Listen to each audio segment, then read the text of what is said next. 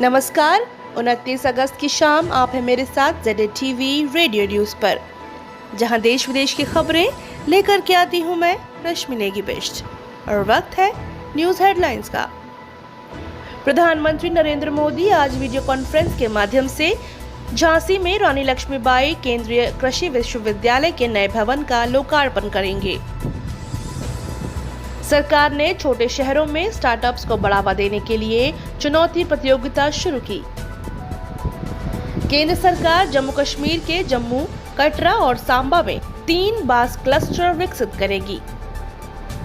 झारखंड सरकार ने corona containment zone में लॉकडाउन की अवधि 30 सितंबर तक बढ़ाई। राष्ट्रपति रामनाथ कोविंद आज राष्ट्रीय खेल दिवस के अवसर पर वर्ष 2020 के राष्ट्रीय खेल और साहसिक कार्य पुरस्कार प्रदान करेंगे। और अगस्त में पिछले 44 वर्षों में सर्वाधिक बारिश दर्ज की गई। और अब खबरें विस्तार से। प्रधानमंत्री नरेंद्र मोदी आज झांसी में वीडियो कॉन्फ्रेंसिंग के माध्यम से रानी लक्ष्मीबाई केंद्रीय कृषि विश्वविद्यालय के कॉलेज और प्रशासनिक भवन का उद्घाटन करेंगे। झांसी में स्थित यह विश्वविद्यालय बुंदेलखंड क्षेत्र का प्रतिष्ठित शिक्षण संस्थान है। इस विश्वविद्यालय में पहला शैक्षणिक सत्र 2014-15 में शुरू हुआ था। वहां कृषि, बागवानी और वानिकी में स्नातक और स्नातकोत्तर की शिक्षा दी जाती है। अभी विश्वविद्यालय का मुख्य भवन तैयार हो रहा है, इसलिए इसे झांसी के भारतीय चरागाह और चारा अनुसंधान संस्थान से संचालित किया जा रहा है। आयोजन के दौरान प्रधानमंत्री विश्वविद्यालय के विद्यार्थियों से बातचीत भी करेंगे। प्रधानमंत्री नरेंद्र मोदी ने कहा कि प्रधानमंत्री जन धन योजना की पहल से एक बड़ा बदलाव आया है और यह गरीबी उन्मूलन के लिए एक आधार है। योजना से करोड़ों लोगों को फायदा हुआ है। जन धन योजना के 6 साल पूरे होने के मौके पर कल नरेंद्र मोदी ने कहा कि उन लोगों के लिए यह योजना शुरू की गई थी जिनके बैंक में खाते नहीं थे। प्रधानमंत्री ने कहा कि इससे लाभान्वित होने वालों में अधिकतर संख्या ग्रामीणों और महिलाओं। सूचना और प्रसारण मंत्री प्रकाश जावड़ेकर ने कहा कि इस योजना के अंतर्गत बैंक खाताधारकों की 63% संख्या उन लोगों की है जो ग्रामीण परिवेश से आते हैं। जावड़ेकर ने कहा कि इस योजना के शुरू होने से लेकर अब तक 40 करोड़ से भी अधिक बैंक खाते खोले गए हैं। आवासन और शहरी कार्य सचिव दुर्गा शंकर मिश्र ने रेहड़ी पटरी और फेरी वालों के लिए प्रधानमंत्री की आत्मनिर्भर निधि योजना के तहत प्रधानमंत्री स्वनिधि ऑनलाइन डैशबोर्ड का शुभारंभ किया। इसके माध्यम से शहर स्तर पर प्रधानमंत्री स्वनिधि योजना की निगरानी की जा सकेगी और इससे संबंधित जानकारियां एक ही स्थान पर हासिल की जा सकेंगी। इस वर्ष 2 जुलाई को प्रधानमंत्री स्वनिधि पोर्टल पर ऑनलाइन आवेदन करने की शुरुआत के बाद विभिन्न राज्यों और केंद्र शासित प्रदेशों से 7,15,000 से अधिक आवेदन प्राप्त हुए हैं, जिनमें से 1,70,000 को मंजूरी दी जा चुकी है।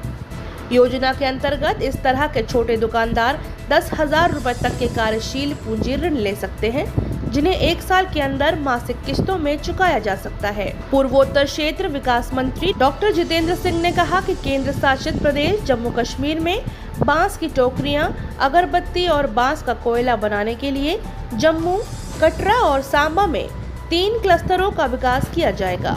प्रदेश में बांस उद्योग से संबंधित बुनियादी ढांचे के विकास तथा उद्यमिता को प्रोत्साहित करने के समझौता ज्ञापन पर हस्ताक्षर करने के बाद डॉक्टर जितेंद्र सिंह ने यह बात कही। उन्होंने कहा कि इससे करीब 25,000 लोगों को बांस से संबंधित उद्योगों में प्रत्यक्ष रूप से रोजगार के अवसर मिलेंगे।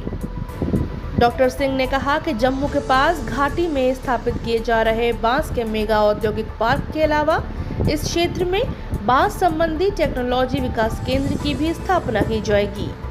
उन्होंने यह भी कहा कि उनके मंत्रालय का एक दल बहुत जल्द जम्मू का दौरा करेगा और क्षेत्र में बांस उगाने का प्रशिक्षण कार्यक्रम शुरू करने की संभावनाओं का पता लगाएगा।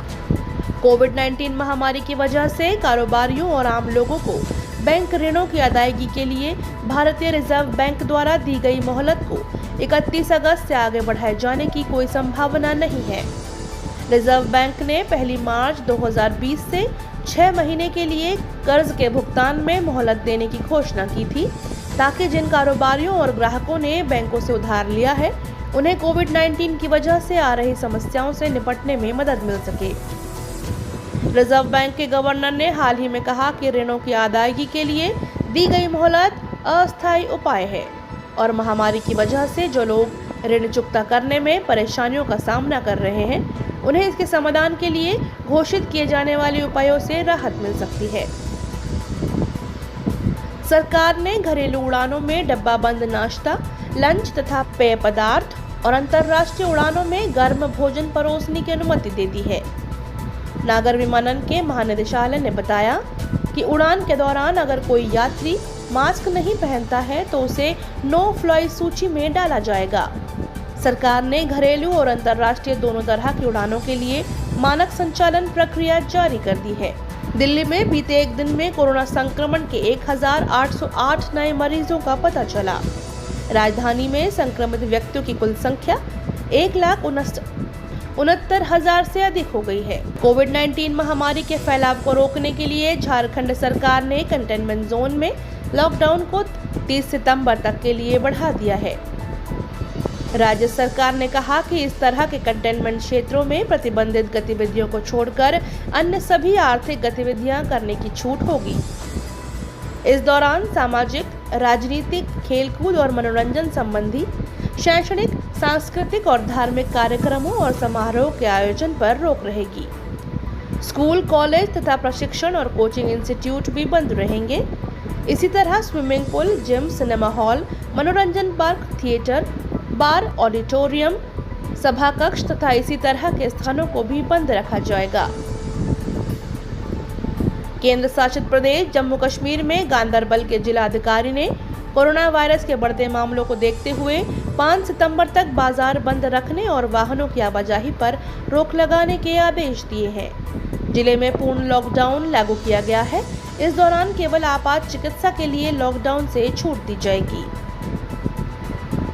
मध्य प्रदेश में कोरोना संक्रमण के मामलों में लगातार सुधार दर्ज किया जा रहा है और स्वस्थ होने की दर में बढ़ोतरी हो रही है। राष्ट्रपति रामनाथ कोविंद आज राष्ट्रीय खेल दिवस के अवसर पर वर्चुअल कार्यक्रम के माध्यम से वर्ष 2020 के राष्ट्रीय खेल और साहसिक कार्य पुरस्कार प्रदान करेंगे। राष्ट्रपति राजीव गांधी खेल रत्न पुरस्कार, अर्जुन पुरस्कार, द्रोणाचार्य पुरस्कार, ध्यानचंद पुरस्कार, तेंजिंग नोर्गे राष्ट्रीय साहसिक कार्य पुरस्कार और राष्ट्रीय खेल प्रोत्साहन पुरस्कार प्रदान करेंगे। खेल मंत्री किरेन रिजिजू, भारतीय ओलंपिक संघ के अध्यक्ष नरेंद्र ध्रुव बत्रा और अन्य गणमान्य व्यक्ति नई दिल्ली के विज्ञान भवन में इस आयोजित समारोह में शामिल होंगे। खेल मंत्रालय ने बताया कि लगभग 65 पुरस्कार विजेताओं के समारोह में हिस्सा लेने की संभावना है। वर्ष 2021 के पद्म पुरस्कारों के लिए ऑनलाइन नामांकन 15 सितंबर तक जारी रहेगा। 2021 में गणतंत्र दिवस के अवसर पर घोषित होने वाले पद्म पुरस्कारों के लिए नामांकन 1 मई से चल रहा है। गृह मंत्रालय के अनुसार इन पुरस्कारों के लिए पद्म पुरस्कार पोर्टल पर केवल ऑनलाइन नामांकन स्वीकार किए जा रहे हैं। पद्म पुरस्कारों में पद्मश्री, पद्म भूषण और पद्म विभूषण पुरस्कार प्रदान किए जाते हैं।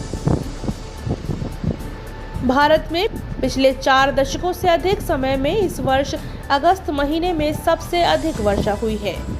अब तक देश में 296.2 मिलीमीटर वर्षा हो चुकी है। अगस्त में अब तक 25% अधिक वर्षा हुई है, जो कि 44 वर्षों में सामान्य से सबसे अधिक है। मौसम विभाग ने इस महीने के अंत तक भारी से भी बहुत भारी वर्षा होने का अनुमान लगाया है। और ये थे अब तक के मुख्य समाचार। हमारे YouTube चैनल से जुड़ने के लिए ZATV को सब्सक्राइब करें और नए वीडियो सबसे पहले देखने के लिए नीचे दिए गए बेल बटन को प्रेस करना ना भूलें। आज का न्यूज सेगमेंट आपको कैसा लगा हमें कमेंट सेक्शन में जरूर बताएं। साथ ही इसे शेयर भी करें। और अभी दीजिए मुझे इजाजत। कल होंगे रूबरू इसी समय पे आप सभी के साथ। बाकी और खबरों से जुड़ने के लिए लॉगिन करें हमारी वेबसाइट www.zatvnews.com। नमस्कार।